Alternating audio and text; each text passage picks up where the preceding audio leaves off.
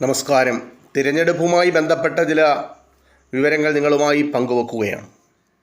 തിരഞ്ഞെടുപ്പ് എന്ന് ആരംഭിച്ചു എന്നതിന് വ്യക്തമായ ഉത്തരമില്ല.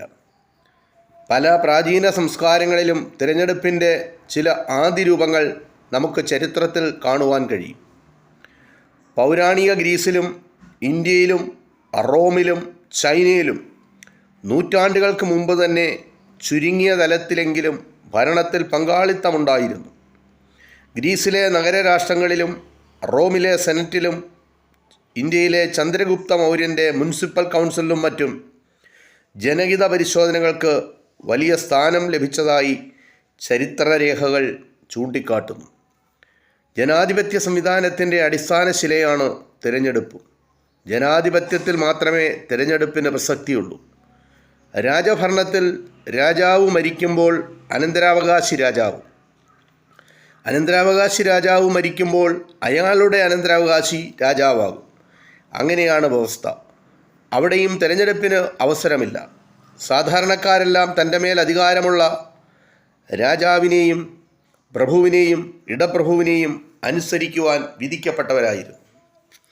ഏകാധിപത്യ ഭരണത്തിലാണെങ്കിൽ തിരഞ്ഞെടുപ്പ് എന്നത് പറഞ്ഞു കേൾക്കാൻ പോലും പാടില്ലാത്ത ഒരു തെറ്റാണ്.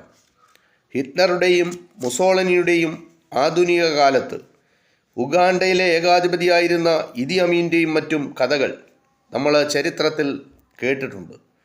ഏകാധിപത്യത്തിൽ അനുസരിക്കുവാൻ മാത്രമേ അവകാശമുള്ളൂ. എങ്കിലും തങ്ങളുടെ ഭരണത്തിന് ലോകത്തിൻ്റെ മുമ്പിൽ നിയമസാധുതയുണ്ടെന്ന് കാണിക്കുവാൻ വേണ്ടി ഏകാധിപതികൾ തിരഞ്ഞെടുപ്പ് നടത്താറുണ്ട്.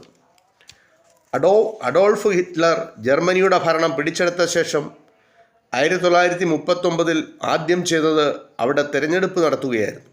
ശരിക്കും ബാലറ്റ് പേപ്പറും ബാലറ്റ് പെട്ടിയും ഒക്കെയുള്ള തിരഞ്ഞെടുപ്പ് തന്നെ. പക്ഷേ ഒരു വ്യത്യാസമുണ്ട്. ബാലറ്റ് പേപ്പറിൽ ഒരേ ഒരാളുടെ പേര് മാത്രം, അത് ഹിറ്റ്ലറുടെ പേര് മാത്രം. എതിർ സ്ഥാനാർത്ഥികളില്ല. ബാലറ്റ് പേപ്പറിൽ ഹിറ്റ്ലറുടെ ഭരണത്തെ പാടി പുകഴ്ത്തുന്ന കുറേ വാചകങ്ങളും ഉണ്ടായിരുന്നു. അതിനിടയിൽ ഈ ഭരണം എനിക്കിഷ്ടമാണെന്ന വാചകവും പിന്നെ സ്ഥാനാർത്ഥിയുടെ പേരിന് നേരെ ഒപ്പിട്ട് രഹസ്യമായി ബാലറ്റ് പെട്ടിയിൽ നിക്ഷേപിക്കുകയെ അവിടുത്തെ വോട്ടർക്ക് ചെയ്യുവാൻ കഴിഞ്ഞിരുന്നുള്ളൂ.